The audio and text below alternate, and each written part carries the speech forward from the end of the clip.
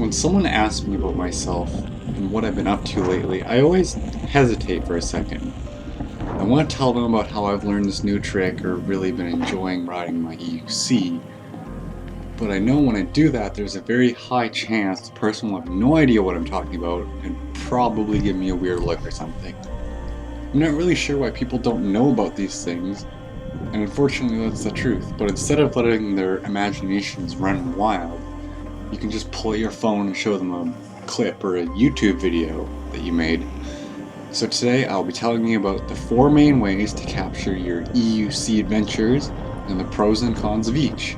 I will be covering if you should be mounting the camera to your wheel, first person mounts, third person mounts, and static shots.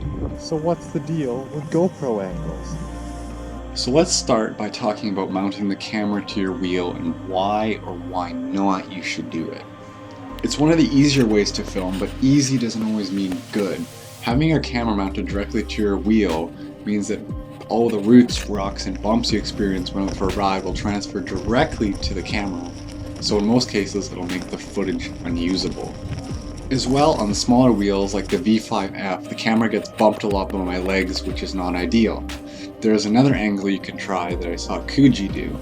He mounted the camera underneath the pedal to really show the speed factor, but this can be risky and you could smack your expensive camera into the ground and damage you, the wheel, or the camera. So I'm not going to try that, but I've got an idea. More on that later. Now let's talk about the first person style of shots. I'd like to start from the top and work our way down. Having the camera mounted on the top of your helmet has its pros and cons. Pros are the image will be quite stable as your head is the most stable part of your body while riding, as well as the shot will look where you look. So if something unexpected happens, you can most likely get it in the shot. Another nice thing is that about this angle is that once you have it, you can kind of just set it and forget it. It's just there. It will always be recording and see all the events of your ride. There are some cons to this, unfortunately, as well. With older and more bulky cameras, the weight stuck on top of your head can be quite noticeable up there. I've also heard in cases in other sports where people have had bad accidents with the GoPro mounted in this way. It can actually cause your neck to twist in weird ways and cause weird injuries. As well, of having it stuck on the top of your helmet looks super pro. Next, a little bit lower, is underneath the peak of your helmet. This does not change the perspective too much, but the camera is in a lot more safe of a position here. Another benefit of having it here is you can see if you're recording, and it looks quite good on some helmets, and you'll also be able to probably record audio from you talking, which is nice. Personally, I'd still go lower if possible. My favorite helmet mount is the chin bar on your full face.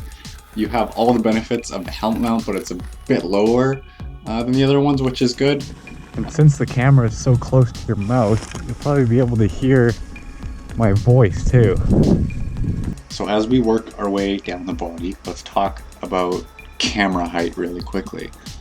Lower is generally better. When you have the camera high off the ground, you lose a sense of speed, and the difficulty of the terrain, it kind of just smoothens everything out. So when it's closer to the ground, it picks that up. So if the camera's way in the air, you could be flying along, but it doesn't look like that. It looks like you're just going along some path and barely moving, which isn't really what you want. It doesn't get the dramaticness of the shot. Next, that brings us to the chest mount. This is one of the safer spots for your camera, as you'll generally protect it with the front of your body, and your arms and legs will curl up in an accident and try to shield that the most. You lose the stabilization of being on your head and being able to see what direction you're looking at, but gain being able to see your arms and what your body is doing, which can add a very cool aspect to your shots. If you show something with your hands, this is probably the angle you'll want to use, as you can easily go on your phone and it'll get it on camera, which is kind of cool. Or of course you can really get that circus stereotype going and practice your juggling while riding. I'm sorry for making you watch that. The next first person mount I just came up with is it's called, I don't know if I want to call it the ankle mount or the foot mount. Let's give it a shot. Check this out. So this is my new idea. I always thought, well, you can have your GoPro up high and on your chest, which is good, but if you want the sense of speed, you want to have it down lower to the ground. So what my idea is to see if I can get the chest mount near my shoe or my ankle to see if I can get any cool shots with that.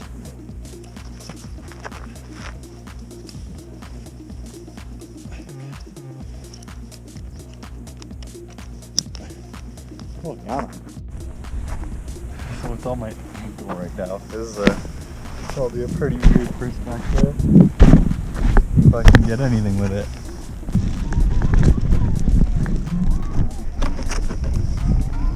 So here's a new situation. I got it on my ankle still, but it's on like a forward view so you guys can see what I'm looking at, but from my foot.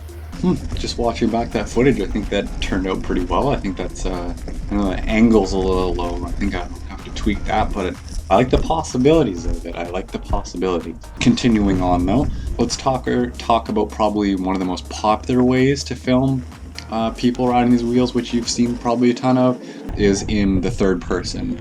This is a quite basic way, and the possibilities are almost endless because you have two free hands while riding an EUC, so you can use one of them to hold a selfie stick quite easily. You could have the camera in front of you, behind you, up high, down low, too slow. Anyways, keep in mind that having your camera close to the ground makes it faster and higher is slower. Also, having a selfie stick in third person can help with a remote to start and stop your camera, kind of like this. I've seen others with 360 cameras crop out the selfie pole to get a true video game looking third person perspective, which is pretty cool, but I don't have the technology for that. I guess what I'm trying to say is with third person, do whatever feels right, as nothing is really a bad idea in this category. Last but not least is static cameras. So this creates a good representation of showing covering ground, and you can really see the way your body's moving. So this is probably one of the best ways to show off your newly learned tricks or other cool things you can do, like ride downstairs or backwards or one-footed or something like that. If you're fortunate enough, you could also have a friend hold the camera and track you with it to either really get that third person look without a 360 camera, or just pan on you as you ride by. The last thing I want to quickly touch on is it's not really a static camera or any of the other genres either, if you want to call it that. Having a drone follow you is something really cool, and you can get some really, really cinematic, cool looking shots, but I don't have that either, so I can't give you any demonstrations of that. If you're still here at the end of the video, my question to you is, what's your favorite angle to watch? Additionally, if I miss anything you think could help others with this type of thing, put it in the comments. Kind of just have it as like a good space for everyone to look and help everyone. Anyways, this is all the tips on action camera angles and perspectives I can think of. I hope you guys learned something new and hopefully can apply these to your videos and show your friends and family. And that's the end of the video. So thank you for watching. Subscribe if you want to see more. Like if you dig, dislike if you didn't, and I'll see you in the next one.